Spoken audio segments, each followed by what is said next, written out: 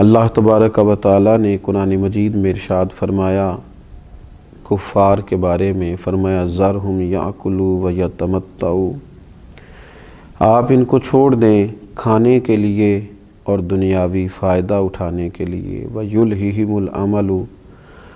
اور انہیں ان کی امیدوں میں مشغول رہنے دیں، فسوف یعلمون، یہ ان قریب جان جائیں گے۔ کھانا پینا، برتنا، لمبی چوڑی امیدیں باندھنا، اس میں ہی ان کو مشغول رہنے دیں۔ اسلام لمبی امیدیں بنانے سے یا مستقبل کی منصوبہ بندی کرنے سے انسان کو منع نہیں کرتا۔ اپنے بچوں کے لیے، آنے والے وقت کے لیے اچھی منصوبہ بندی کرے۔ نبی اکرم صلی اللہ تعالیٰ علیہ وآلہ وسلم نے حدیبیہ میں صلح کی تھی تو 1 سال کی امید بھی دلائی تھی کہ اگلے سال ہم عمرہ کریں گے۔ نبی اکرم صلی اللہ تعالیٰ علیہ وآلہ وسلم نے منصوبہ بندی فرمائی، صحابہ کرام علیہم رضوان کو اجازتیں عطا فرمائیں۔ صحابہ کرام علیہم رضوان میں سے بڑی جلیل القدر شخصیات تھیں جو کوشش کرتی تھیں، منصوبہ بندی کرتی تھیں، اور جن کو بظاہر دنیا کہا جاتا ہے اس کے لیے بھی جد و جہد ہوتی تھی، جیسا کہ حضرت عثمان غنی رضی اللہ تعالیٰ عنہ کاروبار کرتے تھے، حضرت عبد الرحمن ابن عوف رضی اللہ تعالیٰ عنہ کاروبار کرتے تھے، منصوبہ بندی کرتے تھے، لیکن ظاہری طور پر تو یہ لگ رہا تھا کہ وہ کاروبار کرتے ہیں، لیکن دراصل تو وہ جو کماتے تھے وہ دین اسلام کی خدمت کے لیے کمایا کرتے تھے، اللہ تعالیٰ کے بندوں پر خرچ کرنے کے لیے کمایا کرتے تھے۔ منع نہیں کیا جاتا دین کے اندر، اسلام منع نہیں کرتا کہ آپ اچھی منصوبہ بندی کریں، آپ مستقبل کے لیے اچھی پلاننگ کریں، آپ ادارے قائم کریں، آپ تعلیم کے میدان میں، صحت کے میدان میں، آپ لوگوں کے لیے بنیادی ضروریات فراہم کرنے کے لیے اچھی منصوبہ سازی کریں، آپ وہ سارے وسائل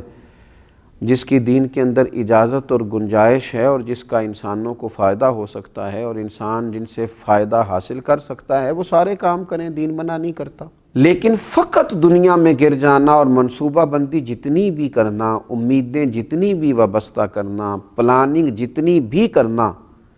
وہ فقط اپنی دنیا داری کے لیے کرنا، یہ ایک نفسیاتی مسئلہ ہے، یہ روحانی بیماری ہے۔ میں دنیا کیسے اکٹھی کر سکتا ہوں، میں لوگوں میں مشہور کیسے ہو سکتا ہوں، میں پیسے کیسے جمع کر سکتا ہوں، آنے والے وقت میں میں کس طرح لوگوں کے بیچ رہ کے ان پر حکومت کر سکتا ہوں، یہ نفسیاتی الجھن ہے، یہ بندے کو پوری طرح الجھا دیتی ہے، انسان کمزور پڑ جاتا ہے۔ انسان منصوبہ بندی کرے مستقبل کی اچھی نیتوں کے ساتھ، لوگوں کے فائدے کے لیے، لیکن ایک بات کا وہ ضرور خیال رکھے کہ وہ دنیا سے جانے والا ہے، اسے رب کی بارگاہ میں پیش ہونا ہے، اسے کچھ منصوبہ بندی، کچھ کوششیں، کچھ کاوشیں اپنی قبر کے لیے، اپنی آخرت کے لیے، قیامت کے امتحان کے لیے، اللہ تعالیٰ کی بارگاہ میں کھڑے ہونے کے لیے بھی کرنی چاہیے۔ وہ سارا کچھ، جتنا کچھ بھی اللہ نے اسے صلاحیت دی ہے، اگر وہ اپنی ساری صلاحیتیں فقط دنیا داری میں ہی لگا دے گا اور سارے کام صرف اور صرف اپنی چند روزہ عارضی زندگی ہی کے لیے کرے گا تو یہ مومن کی شان نہیں، یہ مومن کا مزاج نہیں، یہ رسول اللہ صلی اللہ تعالیٰ علیہ وآلہ وسلم کا دیا ہوا پیغام محبت نہیں۔ تو لمبی لمبی امیدیں لگا لینا، لمبا پروگرام کرنا، صرف دنیا داری کے لیے ہی سارے لمبے منصوبے بنانا، دین نے اس کو پسند نہیں کیا۔ میرے نبی اکرم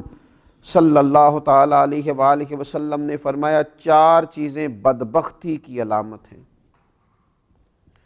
ایک تو فرمایا کہ آنکھوں کا خشک ہو جانا، کبھی بھی اللہ کے خوف سے ان میں آنسوؤں کا نہ آنا بدبختی کی علامت ہے۔ دوسرا، رسول اللہ صلی اللہ تعالیٰ علیہ وسلم نے فرمایا دل کا سخت ہو جانا یہ بدبختی کی علامت ہے، کہ تیرے دل میں کسی کے لیے درد نہ ہو، تیرا دل کسی کے لیے نرم نہ ہو، تیری طبیعت میں کبھی کسی بندے کے لیے ہمدردی پیدا نہ ہو، یہ بدبختی کی علامت ہے۔ اور تیسرے نمبر پر نبی پاک صلی اللہ تعالیٰ علیہ وسلم نے فرمایا دنیا کی ہرس میں لگ جانا، لالچ پیدا کر لینا، ہوس پیدا کر لینا، میں کیسے کو زیادہ سے زیادہ مال اکٹھا کر سکتا ہوں، یہ بدبختی کی علامت۔ یہ دیکھیے یہ کس طرح کے روحانی امراض ہیں جو بندوں کو جکڑ لیتے ہیں اور ان کی روحانی زندگی کو برباد کرتے ہیں۔ چوتھے نمبر پر میرے نبی پاک صلی اللہ تعالیٰ علیہ وآلہ وسلم نے فرمایا لمبی امیدیں وابستہ کرنا بدبختی کی علامت ہے۔ تو دنیا کے لیے مال جمع کر، دنیا کے لیے اسباب پیدا کر، تو دنیا کے لیے کوشش کر، پر یہ بھی تو دیکھنا تو نے دنیا میں رہنا کتنا عرصہ ہے، یہ بھی تو دیکھنا کتنے لوگ تھے جو چلے گئے، کتنے لوگ تھے جو اپنا وقت گزار گئے۔ تو اپنی زندگی کے اندر امیدوں کو اتنا لمبا کر لینا، دنیا کے لیے منصوبہ بندی اتنی لمبی کر لینا، میں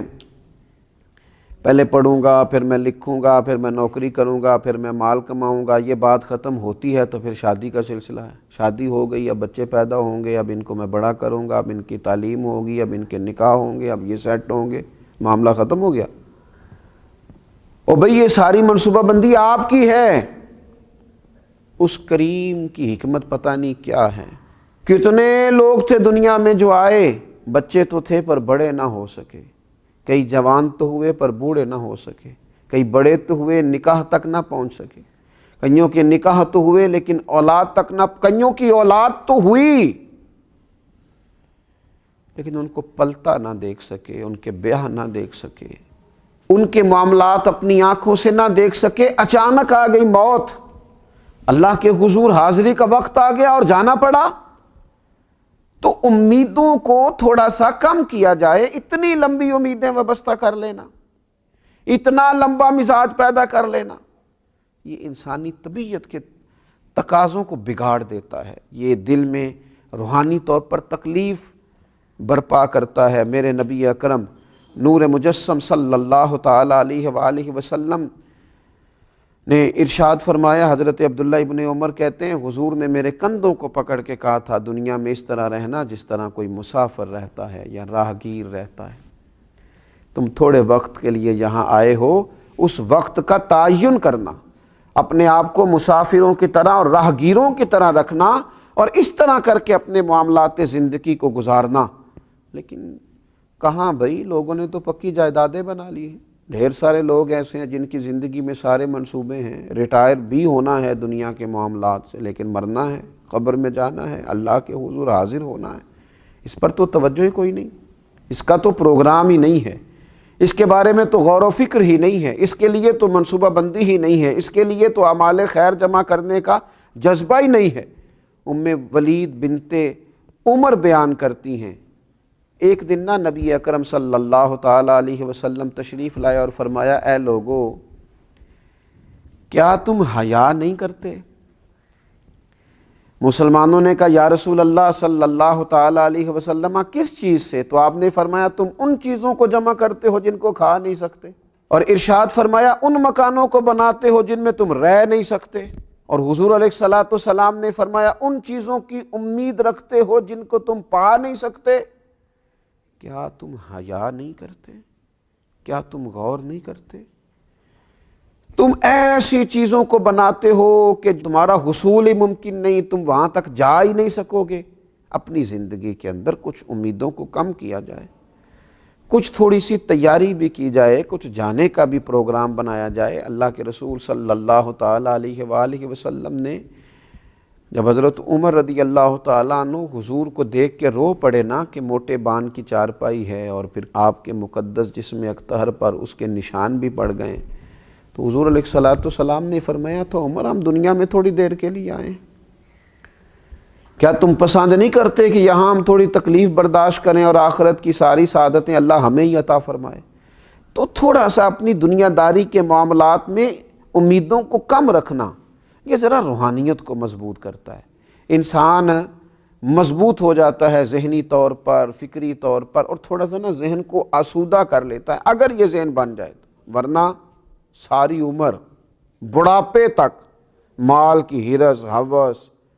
اور پیسہ جمع کرنا اور جناب لمبی امیدیں وابستہ کرنا، اور میں یہ کر لوں اور مجھے یہ مل جائے اور یہ چیز بھی کبھی میری ہو جائے اور یہ چیز بھی کبھی میرے ہاتھ آ جائے، یہ پھر بڑھاپے تک چلتا ہے۔ رسول اللہ صلی اللہ تعالیٰ علیہ وسلم نے ارشاد فرمایا کہ بوڑھے آدمی کا دل دو چیزوں میں ہمیشہ جوان رہتا ہے۔ عمر بڑھاپے کو پہنچ گئی، بڑھاپا آ گیا، یہ صحیح بخاری میں موجود ہے، مسلم میں موجود ہے، بوڑھے کا دل بھی دو چیزوں میں توانا رہتا ہے، جوان رہتا ہے، شباب پہ رہتا ہے۔ حضور کون سی؟ فرمایا ایک دنیا کی محبت، ایک لمبی امیدیں۔ آپ دیکھ لیجئے کہ لوگ دوائیاں تو کھاتے رہتے ہیں، علاج تو کراتے رہتے ہیں، یہ نہیں سوچتے کہ یہ جانے کا بھی تو وقت ہے نا، پھل بھی تو پک گیا ہے نا، اب کسی وقت وہ بلا بھی تو لے گا نا، اس کے حضور حاضر بھی تو ہونا۔ اس کا یہ مطلب نہیں کہ علاج نہ کرایا جائے، ضرور کرایا جائے، لیکن جینے کی اتنی ہرس، اتنی ہوس نہ پیدا کی جائے، بلکہ اللہ کے بندے نے جانا ہے، اس کی بارگاہ میں حاضر ہونا ہے، تو لمبی امیدیں قائم کرنا نفسیاتی مسئلہ ہے۔ یہ لمبی امیدوں کا بنا لینا یہ روحانی طور پر کمزور کر دیتا ہے، بندے کے روحانی مسائل بن جاتے ہیں۔ اللہ تبارک و تعالی ہمیں اتنی ہی دنیا داری عطا کرے جتنی ہمارے حق میں بہتر ہے۔ اللہ تبارک و تعالی ہمیں صبر کی دولت عطا کرے، اللہ ہمیں قناعت کی توفیق عطا کرے، اللہ تعالی ہمیں اپنے فیصلوں پر راضی رہنے کی ہمت نصیب کرے۔ اللہ تبارک و تعالی ہمارے دلوں میں وہ جذبات پیدا کرے کہ جن جذبات کے ساتھ ہم اپنے رب کریم کو راضی کر سکیں۔ ایسی خواہشات ہی ہمارے دلوں میں نہ آئیں جو خواہشات دلوں کو توڑ دیں، طبیعتوں کو بے چین کر دیں، جو ایسی خواہشات ہوں جن کے پیچھے لگ کے ہمارے دل روحانیت سے نکل جائیں، اللہ تبارک و تعالیٰ کی محبت سے خدا نہ کرے دور ہو جائیں۔ اللہ تبارک و تعالیٰ اپنی رحمت ہم سب کے شامل حال فرمائے۔ وما علینا الا